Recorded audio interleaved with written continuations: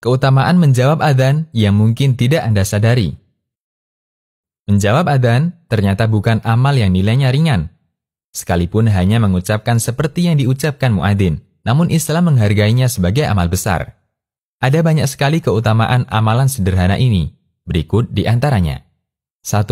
Menjadi saksi kebaikan. Nabi SAW bersabda, yang artinya, tidaklah suara adzan yang keras dari yang mengumandangkan adzan didengar oleh jin, manusia, segala sesuatu yang mendengarnya, melainkan itu semua akan menjadi saksi pada hari kiamat. Hadis riwayat Bukhari.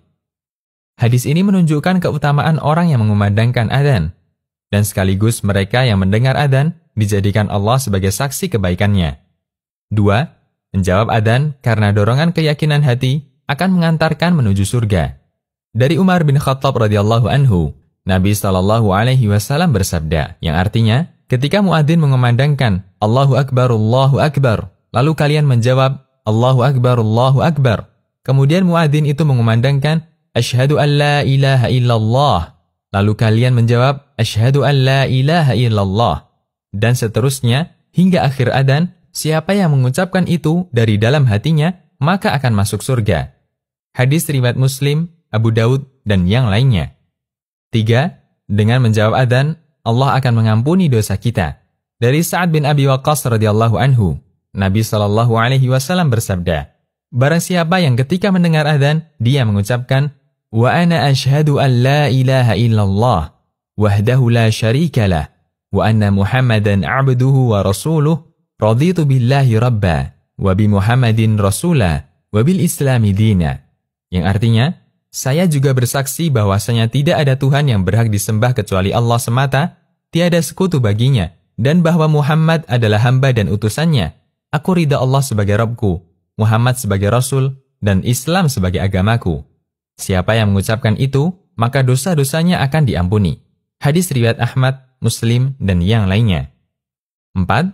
Siapa yang menjawab adzan lalu membaca sholawat sekali, maka Allah akan memberinya sholawat baginya 10 kali.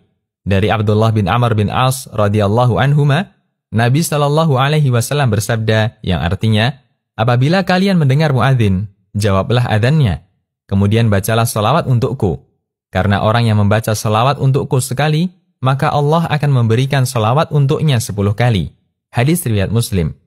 Menurut Abul Aliyah, salah seorang ulama tabi'in, bahwa makna dari sholawat Allah kepada makhluknya adalah pujian Allah untuk makhluk tersebut di hadapan para malaikatnya. Hadis riwayat Bukhari. 5. Menjawab adzan lalu memohon wasilah untuk Nabi SAW, maka dia berhak mendapat syafaat beliau. Lanjutan hadis dari Abdullah bin Amr bin As radhiyallahu anhuma, Nabi SAW bersabda, yang artinya, setelah menjawab adzan, kemudian mintalah wasilah kepada Allah untukku. Wasilah adalah satu kedudukan di surga yang tidak akan ditempati kecuali oleh salah seorang dari para hamba Allah. Dan saya berharap sayalah yang mendudukinya. Siapa yang memohon kepada Allah wasilah untukku, maka halal baginya syafaatku. Hadis riwayat Muslim. Permohonan wasilah ini kita baca dalam doa seusai menjawab adzan. Allahumma rabba hadhihi da'wati tammah was-salatil qa'imah ati Muhammadanil wasilata wal fadilah. Yang artinya, ya Allah, saya memohon kepadamu dengan perantara hak doa yang sempurna ini, setelah sholat yang ditegakkan ini, berilah wasilah, derajat di surga, dan keutamaan kepada Nabi Muhammad. 6. Menjawab adzan, lalu memohon agar Nabi SAW mendapat maqam Mahmud, kita berhak mendapat syafaat. Dari Jabir bin Abdullah radhiyallahu anhuma, Nabi SAW bersabda, siapa mendengarkan adzan, lalu dia membaca doa, Allahumma rabba hadihi da'wati tammah, was-salatil qa'imah, ati Muhammadanil wasilata wal fadilah, wa ba'athu maqaman mahmudanil ladhi wa'attah. Yang artinya, ya Allah, saya memohon kepadamu dengan perantara hak doa yang sempurna ini, serta sholat yang ditegakkan ini, berilah wasilah derajat di surga dan keutamaan kepada Nabi Muhammad, dan tunjuklah beliau sehingga bisa menempati makom terpuji yang telah engkau janjikan. Nabi SAW bersabda, siapa yang membaca doa setelah adzan, maka halal baginya syafaat pada hari kiamat. Hadis riwayat Bukhari, Ahmad, dan yang lainnya. Yang dimaksud maqam mahmud adalah syafaat udhma atau terbesar ketika di padang mahsyar. Sehingga ada 3 hal yang kita lakukan ketika adzan. Pertama, menjawab adzan dengan mengikuti seperti ucapan muadzin. Kedua, membaca salawat setelah menjawab adzan. Ketiga, membaca doa setelah adzan. 7. Surga bagi orang yang menjawab adzan dengan penuh keyakinan.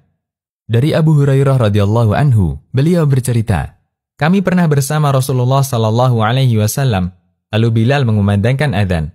Ketika beliau sudah selesai, Rasulullah sallallahu alaihi wasallam bersabda, yang artinya, siapa yang mengucapkan seperti yang dilantunkan orang ini, yaitu Bilal, dengan yakin, maka dia akan masuk surga.